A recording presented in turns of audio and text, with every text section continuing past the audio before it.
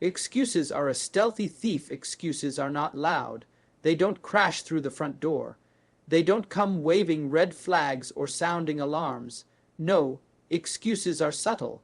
They sneak in quietly, almost unnoticed, often cloaked in the language of reason and comfort. They sound like logic, like caution, like wisdom. But don't be fooled. Excuses are one of the most dangerous enemies of progress. They rob you, not of your possessions, but of your possibilities, not of your money, but of your momentum, not of your past, but of your future. The reason excuses are so powerful is because they seem so harmless. They whisper things like, "I'm tired," "I'll start tomorrow," "I'm just not ready yet," "It's not the right time," "I don't have the resources," or "I've been through too much." They don't scream, "I'm stopping your growth." No, they whisper soft lullabies that put your dreams to sleep. They are thieves that don't just steal opportunity. They make sure you never even open the door to it. One of the greatest dangers of excuses is how easily they become habits.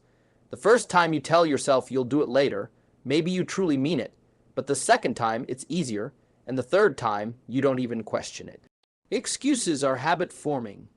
They stack on top of each other like bricks in a wall, and eventually that wall stands between you and everything you could have been. That wall is built with your own hands, one excuse at a time. You see, the mind is a powerful tool.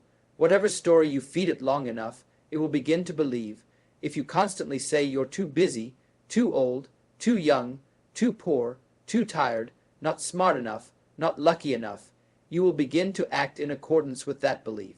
Your actions follow your philosophy, and your excuses become your philosophy if you're not careful. Excuses are not just little thoughts. They are mental viruses. They don't just stay small. They grow. They infect your goals, your self-image, and eventually your destiny. What makes excuses especially dangerous is that they are easy to justify. Life throws challenges at everyone. No one escapes pain, setbacks, or circumstances. So it's very easy to point to those things and say, "This is why I didn't," instead of saying, "This is what I did despite it." Excuses give you an alibi, and most people love an alibi, but here's the truth. An alibi never built a legacy. An excuse never created a breakthrough.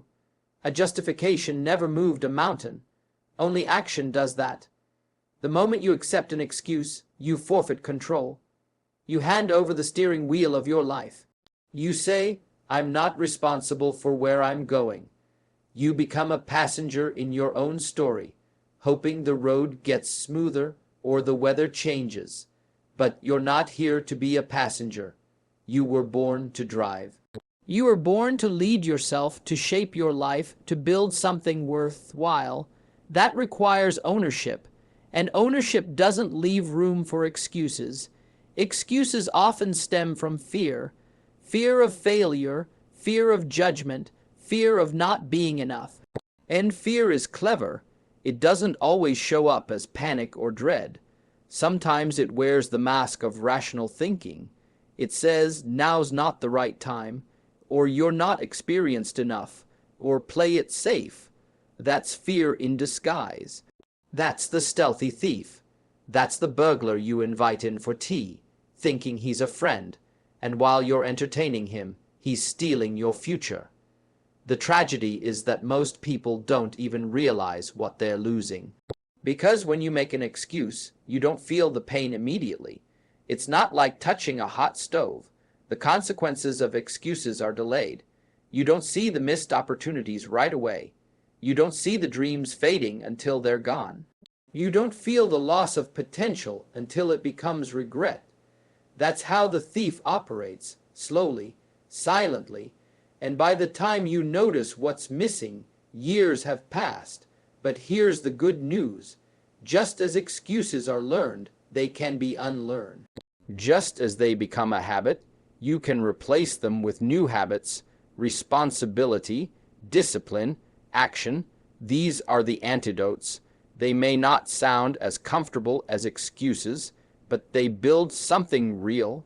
They create results. They take you from wishing to working, from hoping to achieving. They replace the fake safety of excuses with the real strength of progress. It's not about being perfect. It's about being honest. It's about catching yourself when you start to make the excuse. It's about saying, I could give a reason, but I'd rather create a result. It's about choosing growth over comfort, and yes, it will be hard. Yes, it will be uncomfortable, but discomfort is temporary. Regret lasts forever. Every excuse you overcome is a brick removed from that wall. Every excuse you eliminate brings you one step closer to the life you want. When you stop making excuses, you start making changes, and change is where power lives. Change is where success is built. That's the doorway to your future. Excuses keep you locked out. Action opens the door. You don't need more talent. You don't need a perfect background. You don't need every resource lined up. You need a decision, a commitment, a refusal to let the thief in your house one more day. If you want to know what's holding you back, don't look out the window. Look in the mirror and don't look for faults. Look for excuses. Trace them, catch them, challenge them. Say to them, you've had your time. You've cost me enough. From now on, I choose action. I choose responsibility. I choose to build my life, not explain it away.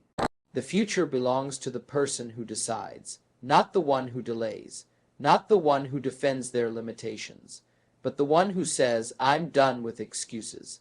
I'm ready to build. Because the thief only wins when you stay silent.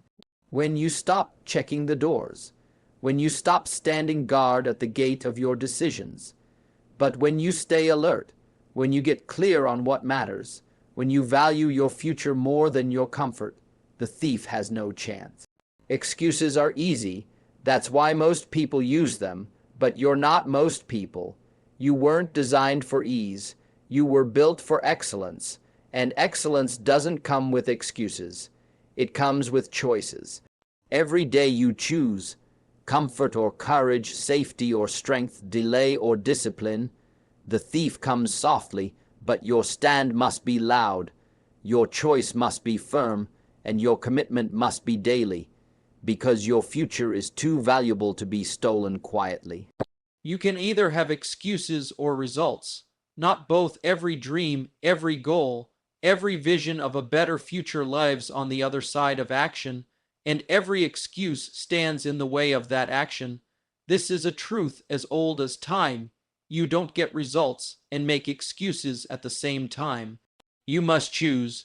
Excuses are the comfort blanket we reach for when the path forward seems uncertain or difficult. Results are the reward for the people who press on anyway. You can't move forward while holding yourself back. You can't harvest a field you never planted. You can't reach the summit while standing still explaining why you haven't started the climb. Excuses and results are opposites. You build one by letting go of the other. Excuses come in many shapes and sizes. Some sound very smart, even reasonable. I didn't have time. I didn't have the right support. I tried once and failed. I'm not ready yet. They might seem harmless, even protective. But what they really do is trade your progress for a moment of relief. They give you temporary comfort at the cost of long-term fulfillment. Results require effort, discipline, and sacrifice. Excuses require nothing except your permission. That's why they are so tempting. They cost nothing now, but they charge everything later. The reason you can't have both excuses and results is because the mindset that produces one destroys the other. The person who's committed to getting results looks at an obstacle and says, "Let me figure it out."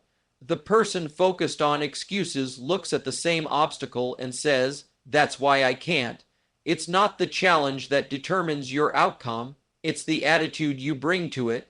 Excuses give you a reason to stay where you are. Results demand that you move, grow, stretch, and push beyond your current comfort. The danger with excuses is how sneaky they can be. They don't always show up as complaints or laziness. Sometimes they wear the clothes of logic. I'm just being realistic. I don't want to rush into it. Now's not the best time. They feel like valid points, but when you strip them down, they are still excuses. Because behind each one is the same result. No action, no progress, no result. Results don't care how convincing your excuse sounds. The bank doesn't cash explanations. The world doesn't reward intentions. Results come from what you do, not what you meant to do. People often confuse activity with progress. They think because they've been thinking, planning, researching, or worrying, they're making moves. But without execution, it's just another excuse in disguise. I'm preparing. I'm still figuring things out. I'm almost ready. Preparation is good, but not when it becomes a hiding place. At some point, the time for preparation ends and the time for action begins. If you keep choosing preparation over progress, what you're really choosing is excuses. And again, excuses never produce results. Results don't show up because you wish for them. They show up because you work for them. You can have the best goals, the strongest vision, and the biggest potential, but if excuses keep getting in the way, none of it matters. Life only rewards the person who does, not the person who talks about doing. If you look at anyone who's built something great, a business, a relationship, a legacy, you won't see someone who never had a reason to quit. You'll see someone who had every excuse but didn't use them. That's the difference. You see, excuses multiply. Once you make one, another is right behind it. They don't come alone. They bring friends. One day it's too hard. The next day you're too tired. Then you're too late. Then you're too early. Eventually, you become so familiar with excuses that you don't even notice you're using them. They become normal. That's when they are most dangerous. You stop questioning them, and they start controlling you. But results are built the same way, one choice at a time. The moment you decide to take action despite the excuse, something shifts. You build confidence, you build resilience, and those small steps add up. The first workout, the first call, the first dollar saved. They don't look like much alone, but over time they compound into results. That's the power of consistency. That's the reward for refusing to let excuses win. Results don't require you to be perfect. They require you to be committed. You will fall. You will make mistakes. You will have days where the excuse sounds louder than the goal. But every time you choose action over avoidance, you reclaim your power. You rewrite the story. You become the kind of person who gets results. Not because it was easy, but because you stayed focused. Life doesn't care about the reasons. It cares about the results. The scoreboard doesn't track your explanations. It tracks what you did. You can either spend your energy justifying where you are, or you can spend that same energy creating a better version of yourself, but you can't do both. You can't hold on to excuses and expect to rise. They weigh you down, they keep you average, they kill momentum. If you want to rise, you must release them. So the question is simple. What do you want more? The comfort of your excuse or the pride of your result?